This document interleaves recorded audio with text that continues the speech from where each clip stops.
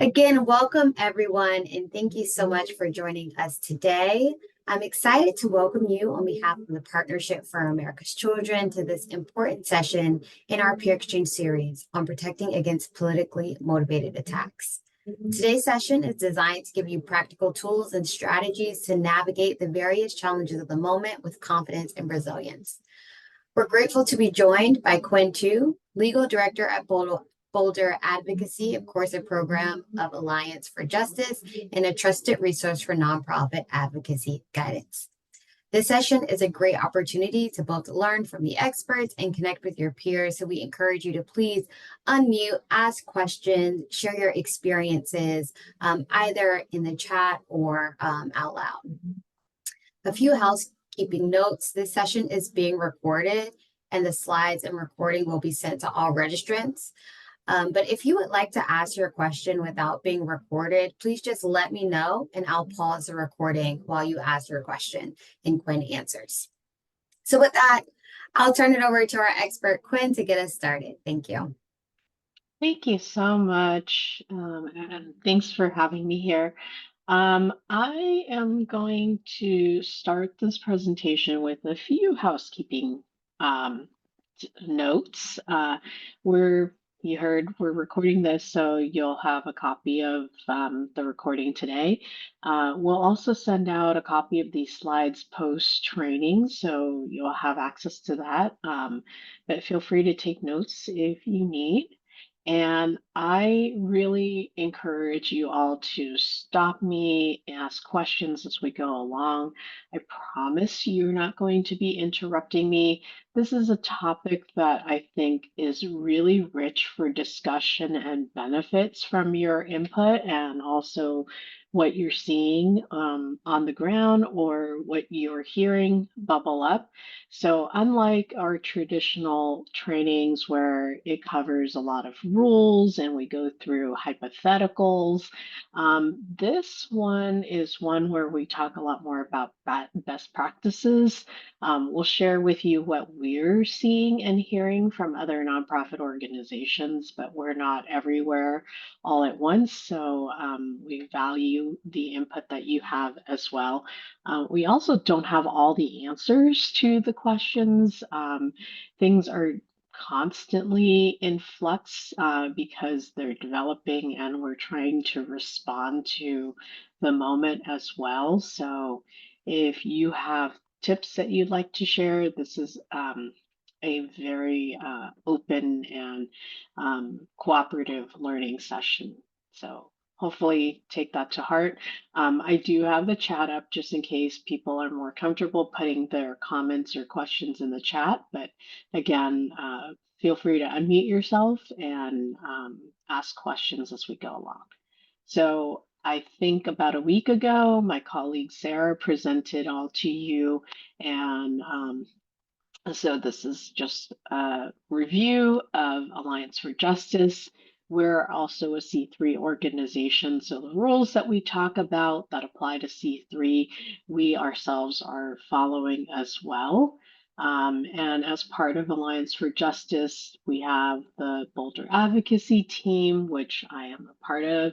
We get the honor and privilege of working with nonprofit organizations across the country on a span of issues, but what unites us is this desire to use advocacy to attain systems change through policy work.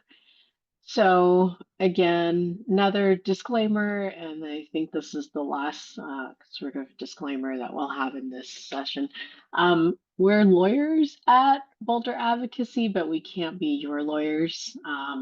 We can give you what the rules are, but we can't tell you what to do in your specific situation. Okay. So here's what we're going to cover in today's session. We're going to talk about who's at risk for attacks. We're going to talk about the types of attacks that we've been seeing, and then we'll cover some steps that you can take to protect your organization. Okay. So before we get into the substance of this, let's remember why you're doing this work. You're doing it to protect rights and ensure that children have a safe and functioning democracy to grow up in. So, as long as you are complying with the law, there's nothing that you're doing wrong, right? But you're fighting for your mission. You are ensuring that um, excuse me, you're ensuring that everything that you're doing is done in good faith. And most attacks will be false accusations that you can withstand. And the goal of the attacks are often to scare people and scare you and divert you from the work that you're doing. So, your best defense is to be informed and not to panic. Should you have any questions, you can always reach out to our technical assistance hotline and we can do our best to assist you as well. We do know that this is hard. Um, it is a hard climate that we're living in right now politically, and there are emotional tolls to this attack, even when they're false and they have no basis. They are still a heavy burden to carry. But please, please do not consider giving in, do not retreat. There was an organization that we've heard of out of Maryland, which is an immigration rights organization that were monitored for over 10 years. And anti immigrant rights groups collected hundreds of their documents and even gained access to private online discussion groups. The opponents used this material to launch an aggressive public attack on the group CASA in Maryland based on false information, claiming that they were registering non citizens to vote, amongst other things. Well, CASA was able to work with their legal counsel and spent 2 years responding to these false charges.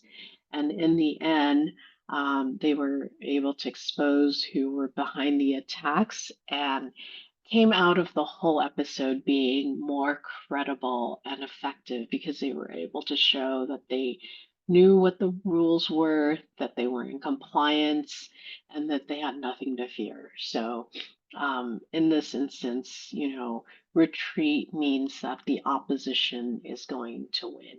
So, we hope that you don't have to deal with any of the attacks, but we're also not naive to the current political realities that we're all facing.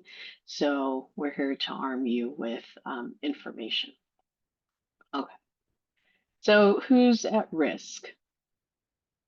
This is an interesting quote that Audre Lorde has that I think really gets to the heart of what we're all experiencing now. And that visibility, which makes us most vulnerable, is that which also is the source of our greatest strength. All right, you are likely to be at risk if you are successful at what you're advocating for, right? The issues that you work on. If you're standing up for justice, if you're doing electoral work. We just had an election in 2024, but various states are also still continuing to have elections. Wisconsin just had one. Um, the county of St. Louis is prepared to have another election soon. So elections are happening across the country, even if they're not getting a lot of media coverage on the national stage. So if you're doing electoral work in swing states, you may be facing that. If you're working on hot button issues like immigration rights or DEI, those are two very hot topics that are being under attack right now. LGBTQ rights and environmental rights are also things that we're hearing that are facing increasing scrutiny and attacks. So here are some types of attacks, common attacks that we're seeing. Attacks to your legal status. You know, what are they doing in terms of where your rights are as a 501c3 organization? Are you engaging in what we call partisan work, which is supporting or opposing candidates for public office? Um, are you engaging in lobbying? And if so, are you exceeding your lobbying limits? So that goes back to last week's session with Sarah, where she taught you the rules for lobbying and what your lobbying limit is. If you have questions about that, we're happy to chat about them. And we may be able to give you some one-on-one assistance on what your lobbying limits are. But definitely, if you're engaging in any kind of partisan work, that can be a basis for an attack. Are you misusing government funds if you've received government funds? These days, you might not be receiving any government funds because they've been cut, right? Um, if you're engaging in advocacy, what are the issues that you're speaking up about? And are they things that will be subject to attacks? Are you facing intimidation lawsuits? More and more, this is a tactic to really intimidate and waste an organization's time and resources. This is very, very troubling for us because it can be very chilling to what you're doing, right? It diverts your attention away from your mission, takes resources that you could be using to serve your organization's constituents, to defend what you're doing, even if the claims are uh, not meritorious. We're seeing attempts to defund. This comes with pressuring funders not to give you funding. Various foundations are all over the place on this. Some are vocal about their commitment to remain steadfast in continuing the course that they've always been on. Some have unfortunately walked back on their commitment to DEI issues. Some have asked organizations to reframe how they talk about the work that they're doing in reports to the funder. Um, this could be used to also persuade the public from giving your organizations money, right? Making donations through the public. So, the best way to counter this type of attack is to be clear on how you're using your funds, to have good record keeping, and we'll talk about what those are. Um, Funders can be your allies and they can help, but you won't know that unless you're having frank conversations with them. So, an example of something that recently, and we fully expect it to come back again in this current legislative cycle, was what was known as HR 9495 in the last legislative session. Um, that was an attempt to allow for blanket designation by the Treasury Secretary of organizations as terrorist supporting organizations, right? That started last spring, and they tried to pass it in the last Congress and were unable to do so. But they're going to try again, and it basically says if you're an organization that's deemed to be supporting terrorist organizations, that you could lose your funding because of that. You could lose your tax status because of that. Um, so those are things that are moving, and clearly HR 9495 had its roots in organizations supporting the Free Palestine movement, but who knows what other justifications are going to be coming. out of those efforts. Okay. Attacks towards employees. This is an area that's more of what's happening to your staff, right? Are they facing personal harassment at a public event, or are phone calls being made to your organization that's of a harassment nature? Sometimes social media can also be it, or email. The American Bar Association has faced a lot of attacks from the current administration, and their staff and senior leaders have faced an onslaught of very nasty remarks that they shared with me as I was preparing for training for them a few months ago. Those have only continued to escalate.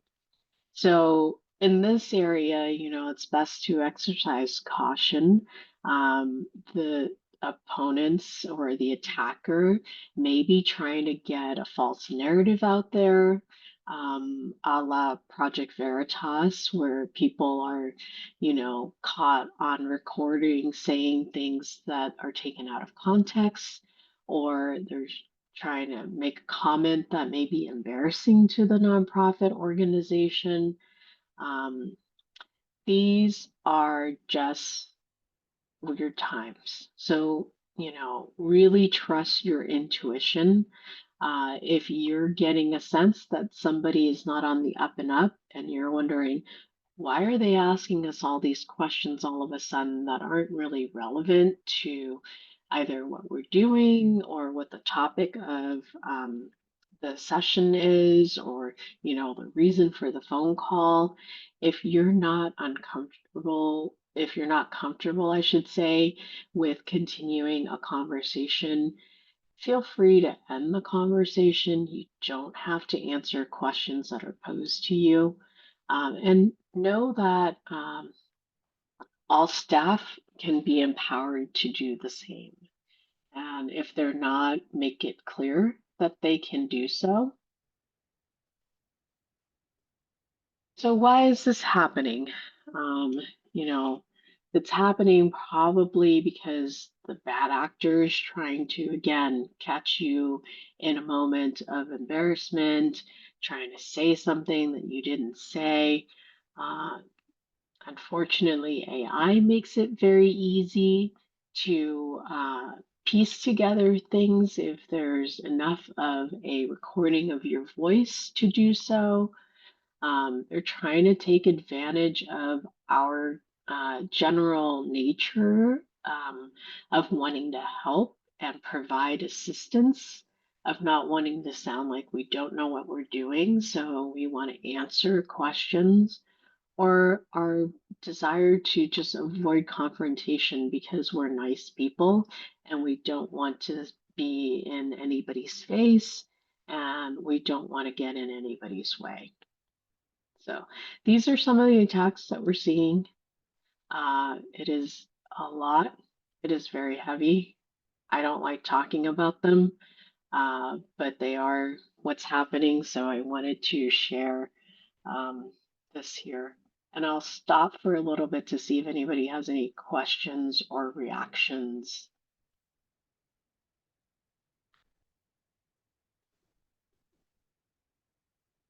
Okay, then let's talk next about where the attacks are coming from, is doing the attack. So, unfortunately, elected officials or an official government investigation can be launched against you. This is often used as an attempt to chill your speech, to stop you from doing your advocacy work because they don't like your position that you're taking on an issue. They don't like that you're succeeding on the issues, right? Unfortunately, officials have broad latitude to launch investigations, and they could do this based on a false allegation or a weak record. So, your opponents in the community, the people who don't like the progress that you're making, could file a complaint with an official, and based on that, that could trigger an official government investigation. So this is a recent example from last election cycle where the AG of Texas was doing all sorts of maneuver, including targeting certain counties and nonprofit organizations that were working to engage voter engagement in the state. Um, an attack can also be something else besides an official investigation. It can just be a politician who says, "Yeah, we're going to do all of this from, a media conference or the bully pulpit that they have," and then never go anywhere else after they make those statements because they realize that it's baseless and there are no grounds, there are no laws that will support an official investigation into whatever it is that they're alleging the nonprofit is doing wrong. So this is more of tactics just to score points with their base or, to grab a headline. Um, Unfortunately, we can't stop somebody from saying what they're going to say. We just have to be prepared to be defensive about things that come our way. Okay. Outside of elected officials, attacks can also come from private actors. Heritage Foundation is one that we're all now very familiar with. The organization behind Project 2025, private individuals in your community, um, online attacks, and so much more. So, Project Veritas was a group that I talked about earlier. Heritage Foundation, both of these have a history of doing so. Um, it's just coming left and right. Okay, so now that we're very overwhelmed by all of the things that we're seeing, what are some of the steps that we can do to protect your organizations? So, first and foremost, take a deep breath and start by knowing what the rules are, right? Once you know what the rules are, you can get your house in order, and you can do so by making sure that you're following the rules because the best defense against an attack is making sure that there's no room for anybody to attack you in the first place. So you want to keep up to date on legislations and executive orders. This is a constant changing landscape.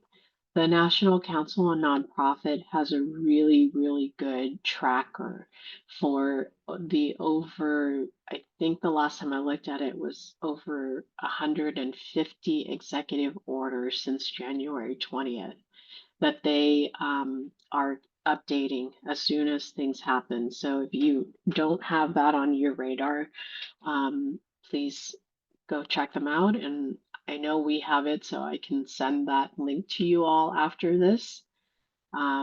You want to make sure that you know what's going on, and attempts to cause chaos by overwhelming us and flooding us with information is definitely one way that they're doing this. So keep an eye on legislation that may be coming up in Congress or that's coming up at your state or local level. Um, Watch out for things that are going to affect your 501c3 status. We at AFJ are definitely keeping an eye on this and we'll do our best to inform our network of any threats to C3. So if you're not already signed up for a newsletter, consider signing up so you have another avenue of information. We can lobby and make sure that those regulations and legislations that are against our interests are things that we do our best to prevent from becoming law. Um, so those are some of the ways to do that. Nonprofit regulations. These are not, the most exciting things that you could be spending your day doing. I recognize that a lot of this is very technical, but we do need to know how to stay in compliance. So at the end of last year, we launched a what we're calling advocacy checklist. This is your self-assessment that all nonprofits can take. You can print out this, I think it's about 8 pages long. Um, Go through this document. It's designed to make sure that the areas that you should cover are there. um, are you engaging in lobbying? If so, do you have a system for tracking and reporting your lobbying? Do you know where your foundational documents are? Like, when was the last time you actually saw your bylaws and articles of incorporation? Are you in compliance with state registration in order to operate as a nonprofit in whatever state it is that you're located in? Do you have good governance practices? Is your board operating properly? Do you have financial controls? Are there audits for your finances? All of the stuff that are what we call the non-sexy stuff, but things that you definitely should be aware of. If you're engaging in charitable solicitation, are you registered with the various states that you're in? Um, do you have something as simple as a privacy policy for your website? All of these things and more are in our advocacy checkup list, and you can find them on our website. Okay. Let's review lobbying since I know you had this last week. It may not be the thing that you remember unless you're engaging in this on a regular basis. So, for organizations that have made the 501(h) election, um, these are going to be your lobbying rules. We have a ton of information on this, but in one slide, you have the definitions of both direct and grassroots lobbying. For direct lobbying, you have a communication with a legislator involving a view on specific legislation. For grassroots lobbying, you have communication with the general public, expressing a view about specific legislation, and there's a call to action that's included in it. And remember, the IRS's definition of call to action is very specific. It is not the words take action, okay? It is your call to action from the IRS perspective is you're telling somebody to contact a legislator. You are identifying legislators who are undecided or opposed to your view on a legislation. You are providing a way for people to communicate with their legislator, either through a hyperlink that will send a direct message to them, or you're providing phone call or contact information like a phone number or an email to a legislator. Those are the only things that count as calls to action under the IRS rules. If you are a C3 organization that has not made the 501(h) election, your definition of lobbying is a lot broader. It is going to essentially be any attempts to influence legislation.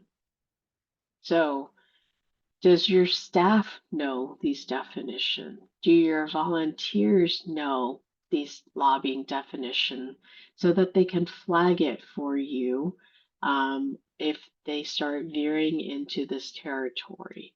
Um, Most definitely, the people who are reporting compliance on your 990 should be familiar with these definitions. Anytime you have a question on whether a communication is or is not lobbying, that is something that you're more than welcome to reach out to our technical assistance hotline on. We can help walk through the question and help you make those determination on whether or not something is or isn't lobbying.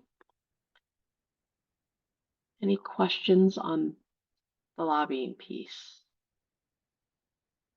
Okay. Okay. So lobbying is just one of the types of advocacy, right? It has to be tracked and reported to the IRS. Um, if you're C4, you do know that you don't have a lobbying limit, right? Know that you can do that. Um, have you been engaging in ballot measure work? That's also a type of lobbying activity that you can certainly engage in as long as you're in compliance with them. So you can engage in lobbying advocacy, you can engage in public education advocacy.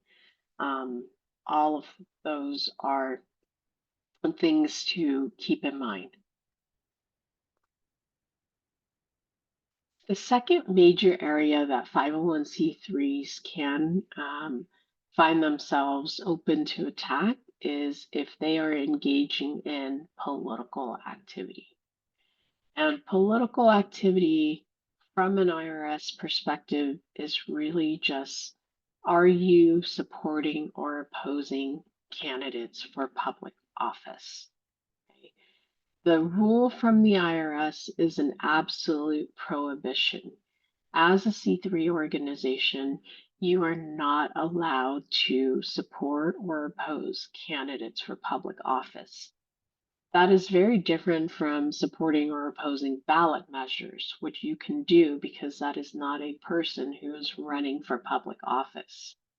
So if somebody has declared that they're running, or they're expected to do so, or somebody has even just suggested that they can be really good candidates for a particular public office, they count as a candidate.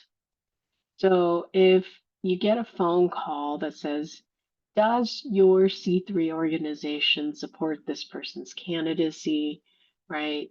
The appropriate answer is we don't support or oppose any candidates, or we are a nonpartisan 501c3 organization.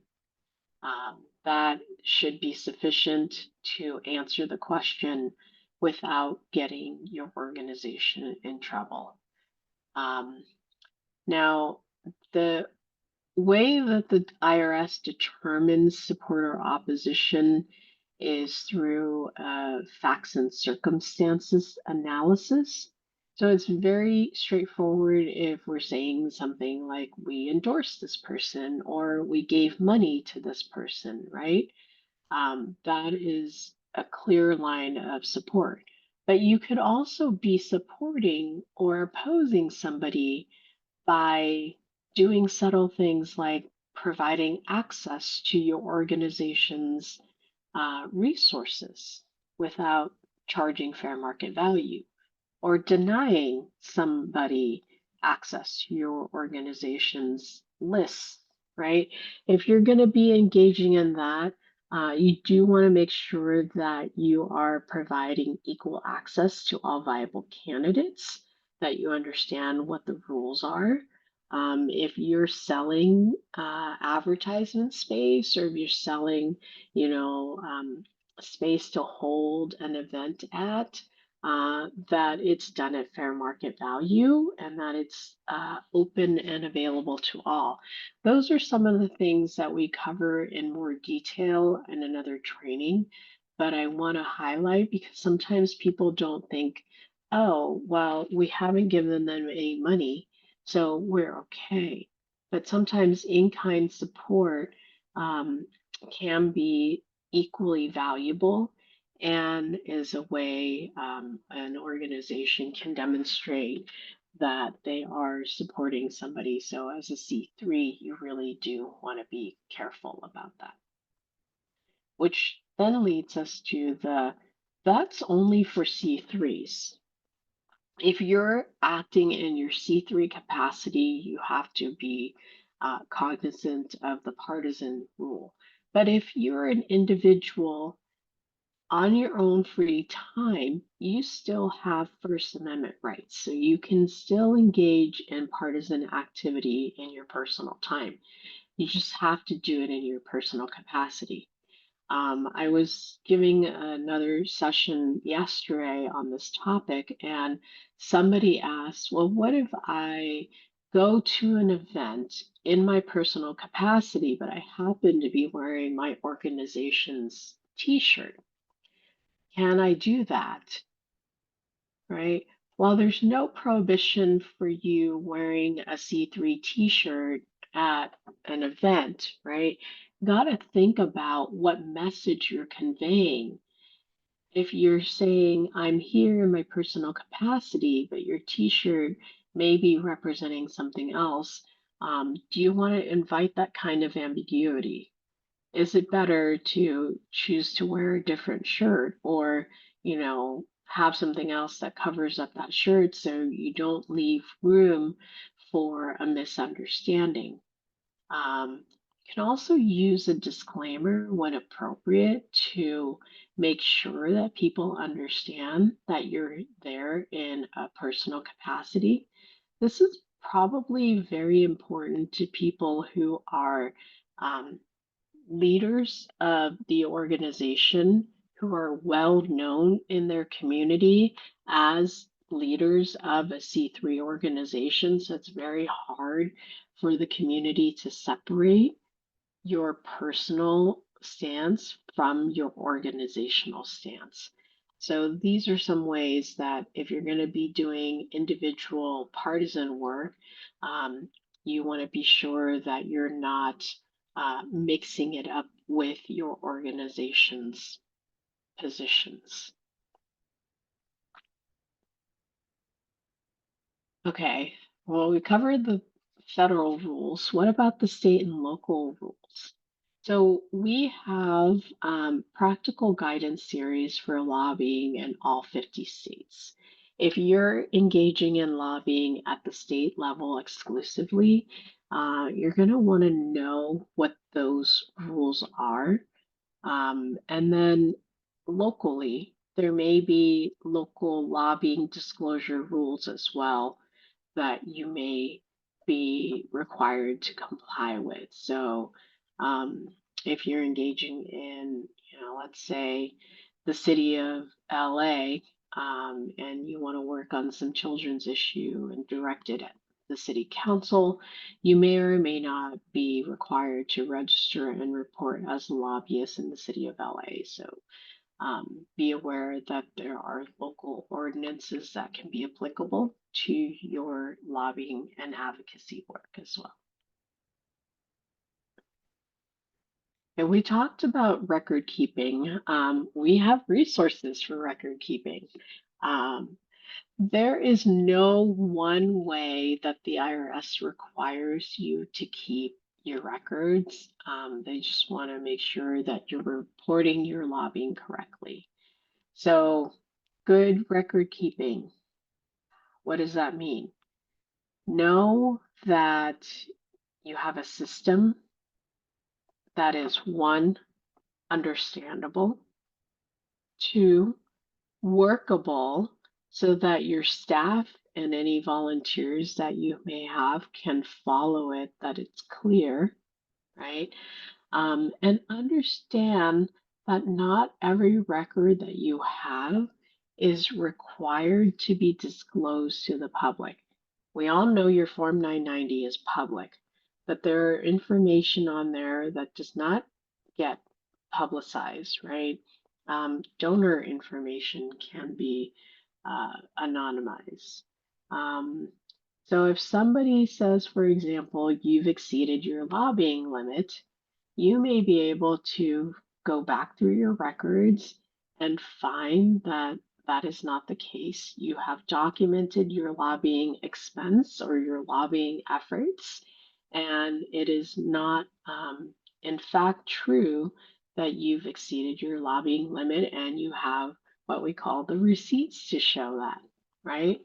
Um, you have, if you're engaging in elections activity, Have you filed the appropriate disclosures with the FEC, if it's at the federal level, or your state attorney general's office generally, if it's at the state level? Um, excuse me. Uh, if you've done ballot measure work, more than likely you're going to have to file some kind of reporting either with the ballot measure committee or some kind of campaign finance committee. Uh, are you familiar with those rules? Can you easily pull up those records if needed? All things to have in mind. So this QR code leads you to our publication called Keeping Track. Gives you sample templates and suggestions on how to keep all the records that nonprofit organizations are consistently required to do in order to be in compliance and to meet registration and reporting deadlines. Any questions so far on this part?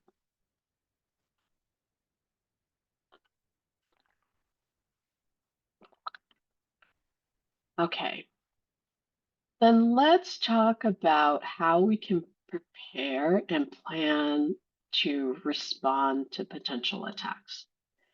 I was almost going to say, if my mouse works, I might get there. All right, preparing for the attacks. So let's try to get into the minds of your opponents. Is there a common but false narrative about the work that you're doing? So often their playbook is pretty easy to read, right?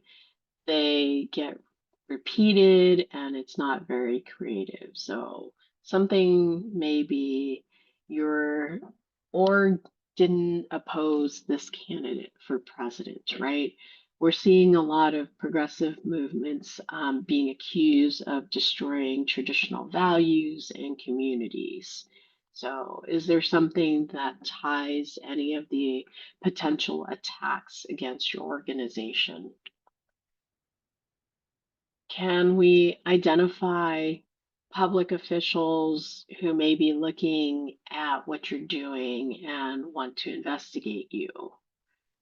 Is it going to be coming from a certain department, or is it going to be coming from a particular official who doesn't believe in the work that you're carrying out? So once you've identified them, what is their authority? And more importantly, what is the limit of their authority? Are they acting within or are they overreaching when they're planning an attack against you? Questions to ask are what are they charged with? Are you in compliance with whatever aspect of your organization that they oversee? So, for example, the Attorney General, in most states, they're in charge of nonprofit compliance. Have you registered with them? Are you sure that you've complied with all of the requirements from that office? If they require annual filings, have you done those? If you take an action that triggers reporting to the AG's office, have you done that? Can you get ahead of an issue by making sure that you're in compliance with it? At this time, compliance is really the best defense that we have. Okay. And then go on the offense. So when the Texas AG was targeting nonprofit organizations that I shared with you earlier, the League of United Latin American Citizens took a stance and it spoke out about the work that it was doing in registering voters and calling attention to the voter suppression that was happening in the state. Is that something that you're able to do in your own area? This is a perfect example of how being prepared for a bad situation can turn it into something that supports the mission of your organization. So, are you able to similarly take steps like LULAC and use it to spotlight something that is even more important to you? Uh, and it's even a great fundraising opportunity, right? Engage your comms team to amplify these types of messages so that funders can stand behind you and see the great work that you're doing, as well as the community that you serve. Um, Not to be left out, that last point about consulting with counsel. If you're an organization that has the means to do so, consulting with legal counsel can help you formulate a plan for attack or respond to attack. We recognize that not every nonprofit out there is going to have that ability. So that's something that I think many organizations are trying to coalesce around and create some kind of response network. Um, right now, they're all still in the amorphous planning stages. We've tried to get a handle ourselves on who's out there and who's offering rapid response support. Um, and we haven't quite gotten our fingers on it, but the moment we do, we'll be happy to share that with you all. I talked about this a little bit earlier in terms of preparing staff, right? You're all here and you're receiving this information from me, but what about the rest of the staff? How are they getting this information? Um, you know that you can have, maybe at a staff meeting, just have some of this conversation and train them to be alert for people who may be poking around and asking odd questions.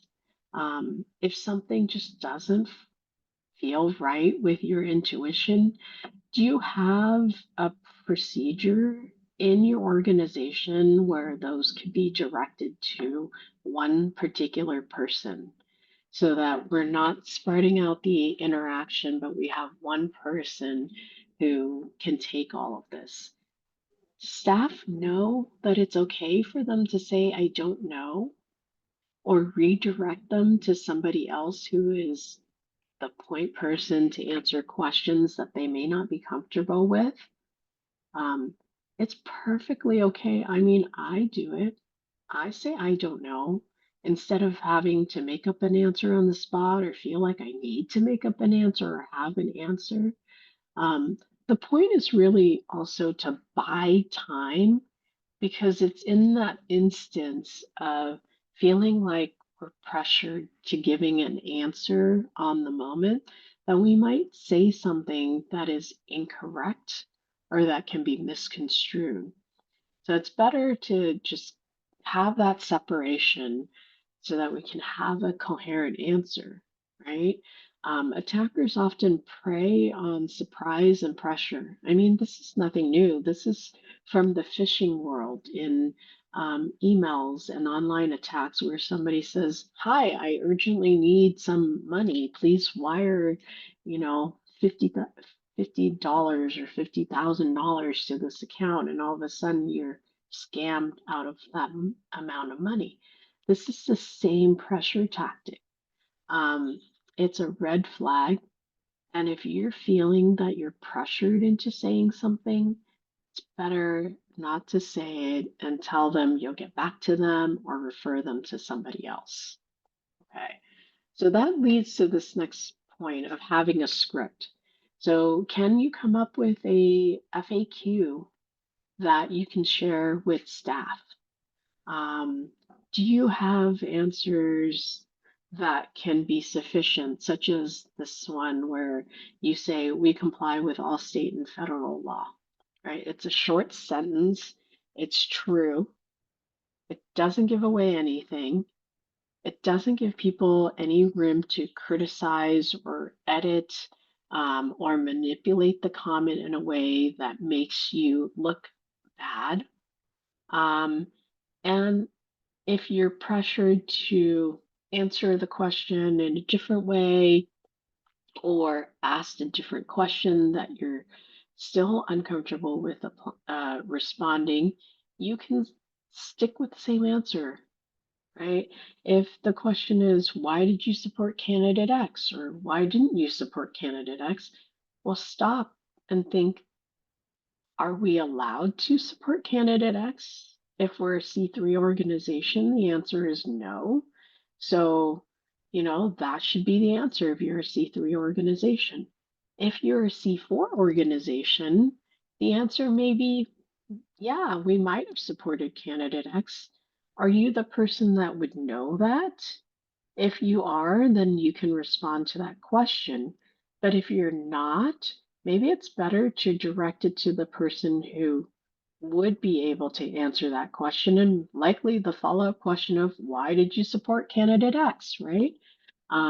So make sure that you equip staff with what they can and cannot say. And if they can't provide an answer, who would be the person that they can direct the questioner to, right? This is an instance too where it's best not to argue with people. Um, Getting into an argument never gets us anywhere. Uh, Nobody's minds are going to be changed, and things are going to be said that we may wish that we can take back later. If you get asked for documents or start demanding documents. Okay. This actually happened a few weeks ago. We had an organization reach out to us on our TA hotline and said, we have auditors who are at our office and they are demanding to see documents because we receive federal grants.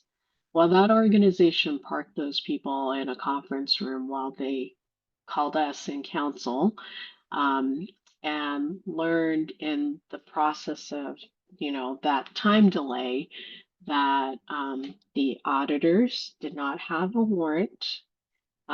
They were not official. The organization stopped receiving federal grants.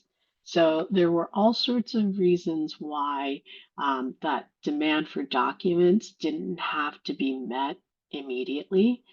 So the organization ended up sending those people away and telling them that if they wanted to see documents outside of the ones that the public has a right to inspect, which is mainly your 990, that they had to come back with a warrant to do so. So the lesson from that interaction, stay calm when you are faced with somebody who comes up, right? It's Monday morning, you're just thinking about your week, and all of a sudden somebody comes in and they look official. That doesn't mean that they are. So do not immediately comply with requests. Okay? Do not turn over documents because somebody asks for them, either in person or by phone. But you should know what the legitimate requests are. Okay. Um, you can, if faced with the situation of asking for documents, ask that the request be in writing so you have something to work off of. Ask for the agency that's asking for it. Ask them what legal authority they have for the request.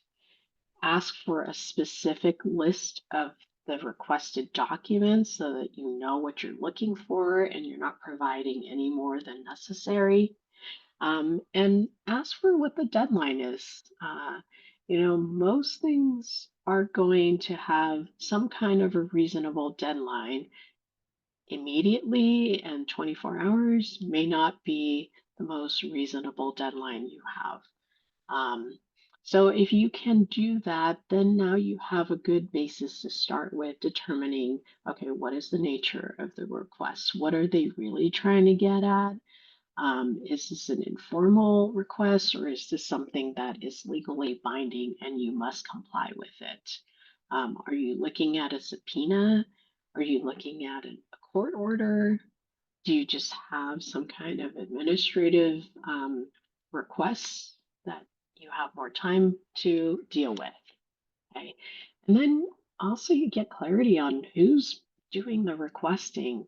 Are we talking about the IRS? Are we talking about the federal government? Are we talking about state charity regulators, law enforcement? Or is it just some random person who's just trying to intimidate you and, use the advantage of surprise, right? What is it that's happening? Okay.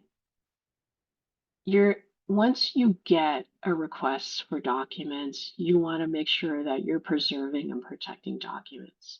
Please don't go shredding documents because you got a request that is going to get you into a world of trouble. So do not destroy documents, either physical or digital. Also tell staff not to alter or delete anything. um, Now is a really good time to seek legal counsel because there are attorneys who specialize in government investigation. They can help you assess if the request is valid, if there are things that you need to identify as privilege, if there's timelines, what the timeline is on responding. They may even be able to negotiate the scope of what you have to turn over. So these are all things that an attorney can really help you navigate.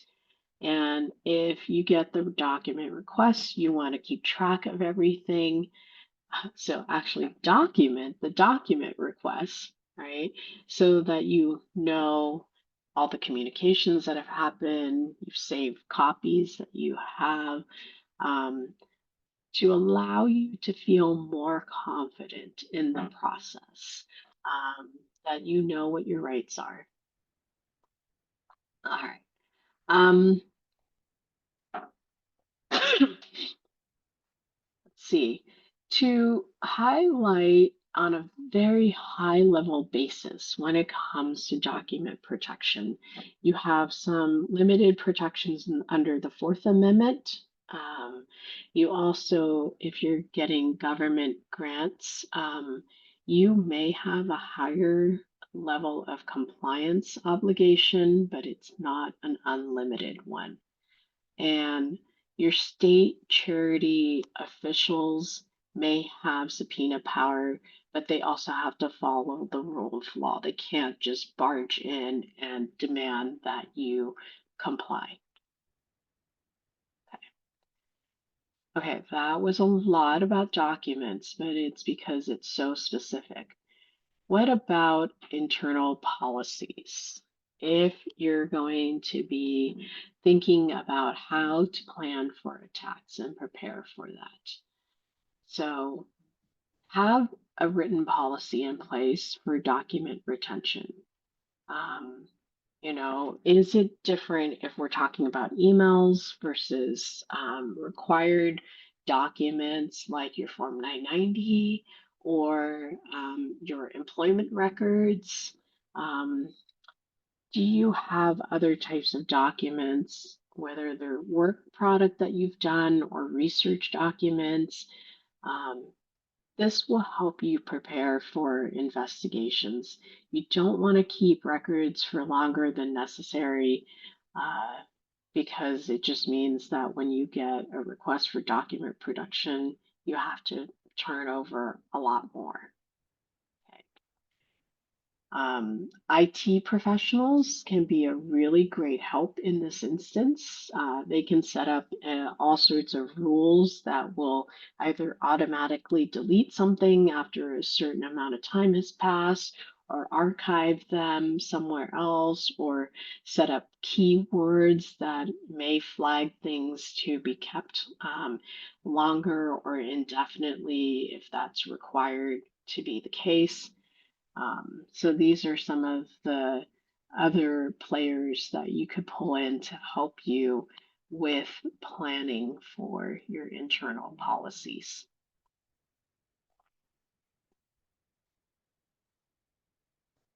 Oh boy. Oh, there we go. My mouse is working like 50% of the time.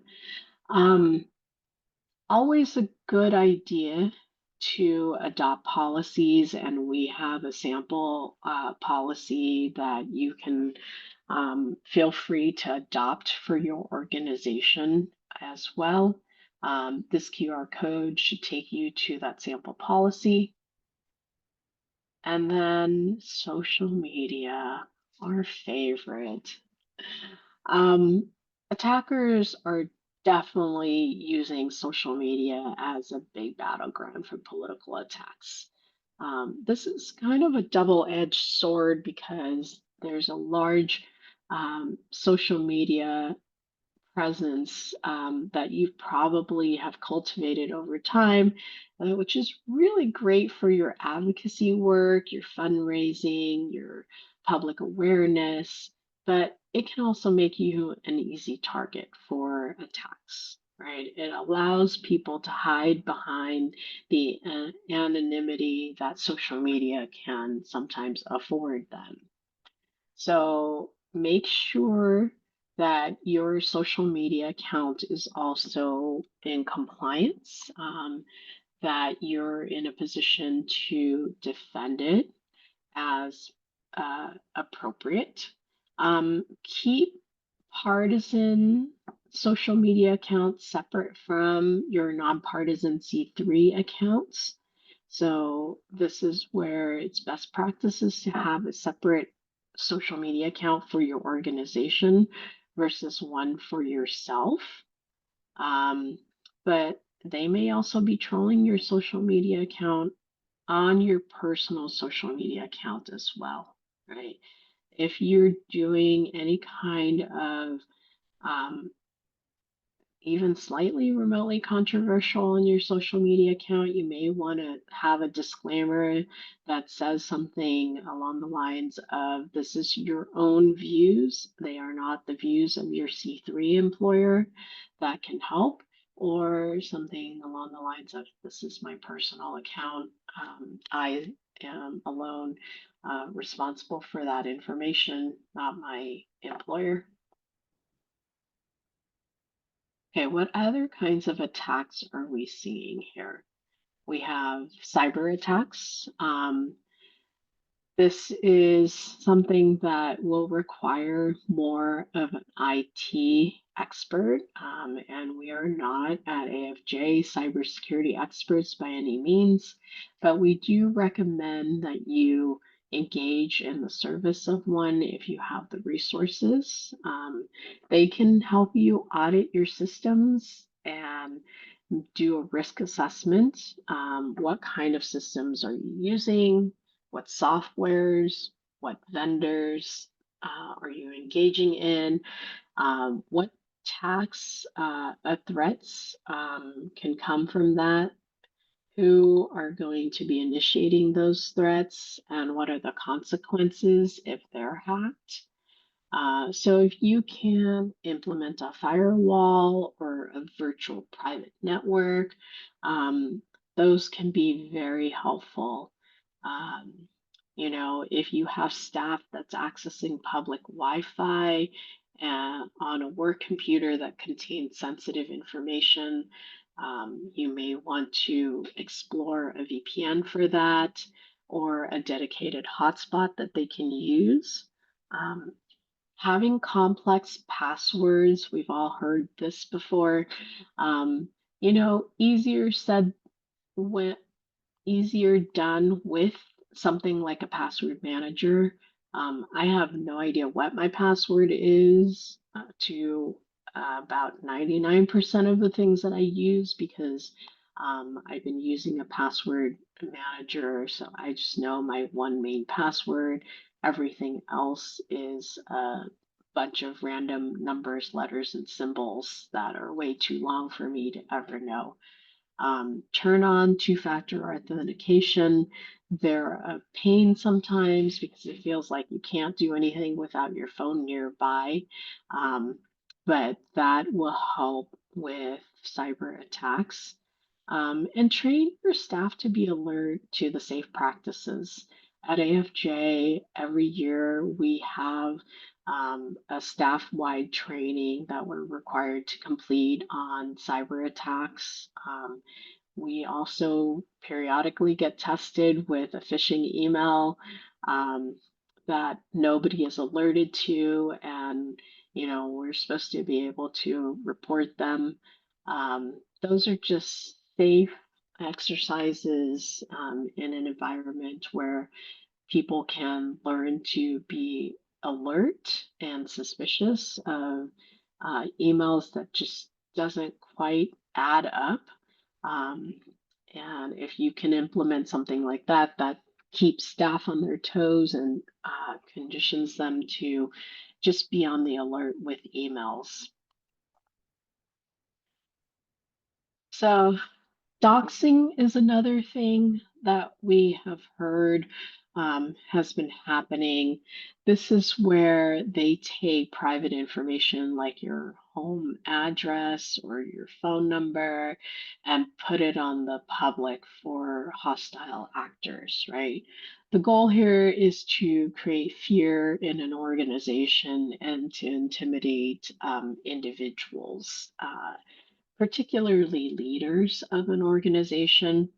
So you can avoid this by changing and adjusting your social media settings to private, making sure that your addresses are not visible. Periodically Google your name and see what comes up.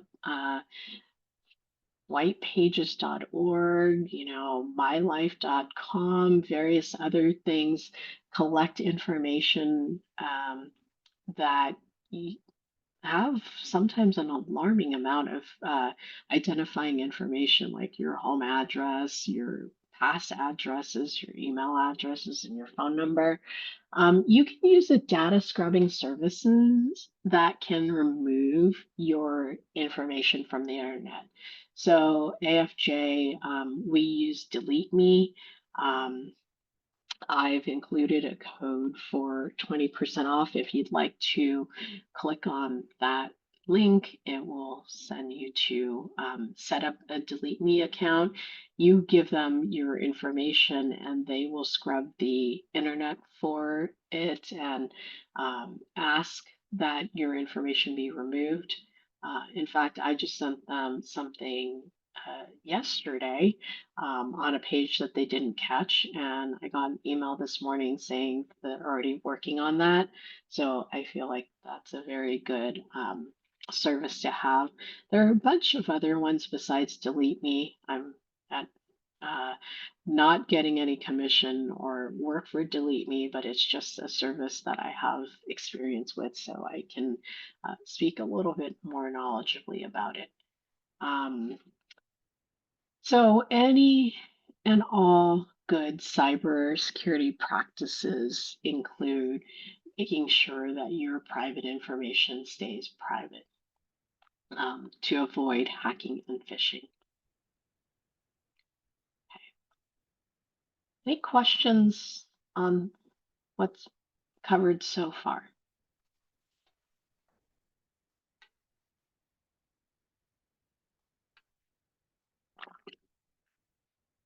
Okay, and I have a few more in our last 15 minutes or so together. So, if you've been attacked, what are we going to do? Now we're ready. We have our plan in place. How are we going to activate the response? So, first and foremost, stay calm.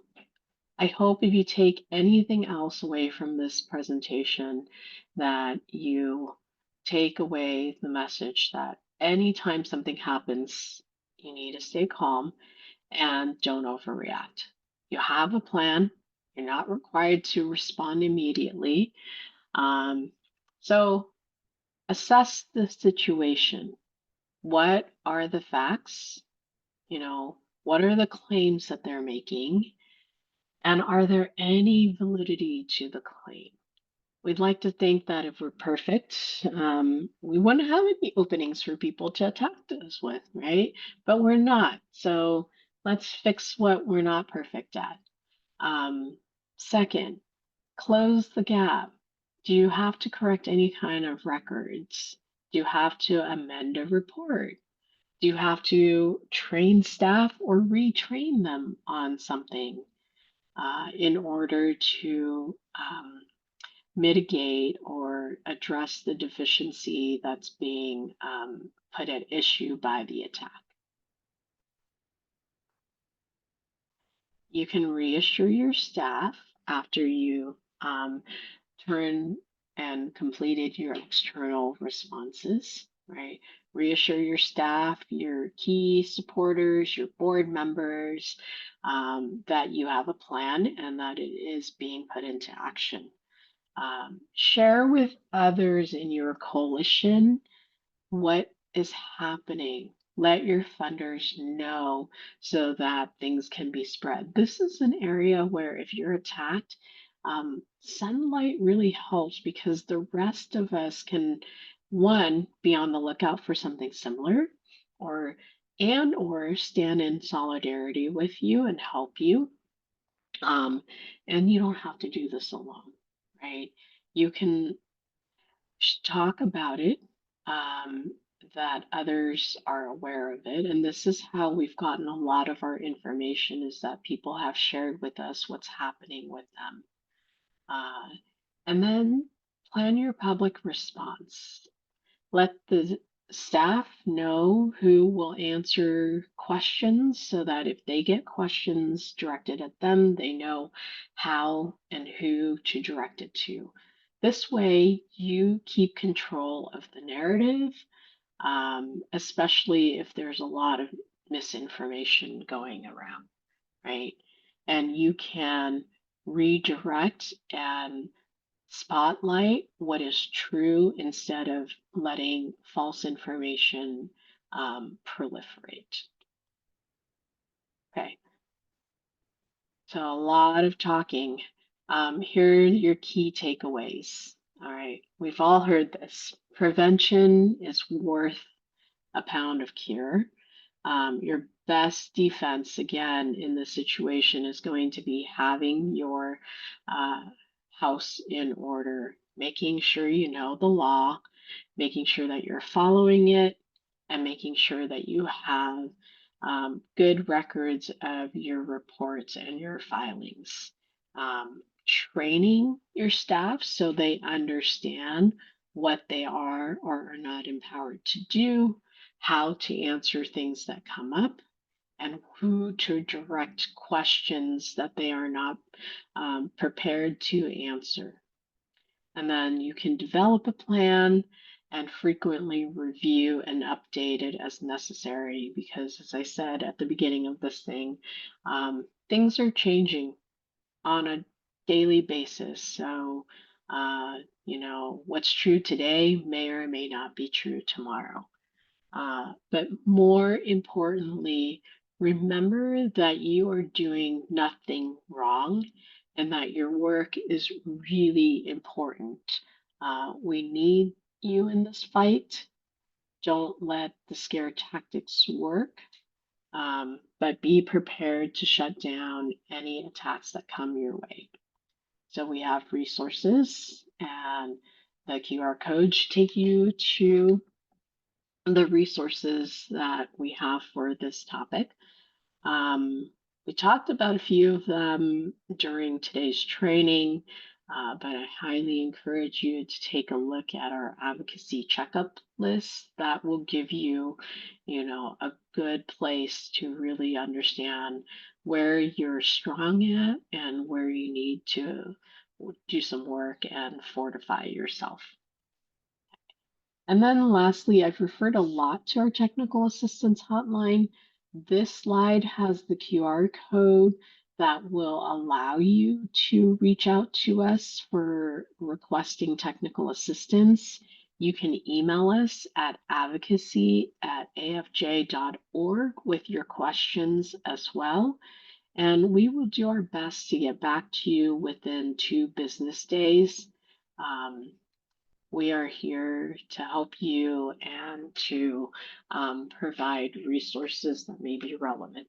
So with that, the last slide is really questions and survey about how we did today. So if you have some time to fill that out, that's greatly appreciated. I will stop for questions. I don't see any in the chat. Happy to take any questions that people may have as well. Thank you, Quinn. Also, as a reminder, I'm happy to pause the recording if someone wants to ask a question off of the record. So I'm not seeing any hands or any unmutes. I think it's just a lot to process, a lot of great information. Again, Quinn, thank you so much for your insight and your expertise that you shared today. Again, everyone, we will be sharing the resources and recording shortly after the session today. Thank you so much for joining us. I hope you enjoy the rest of your day. Thank you, Quinn. Thank you. Thank you, everybody.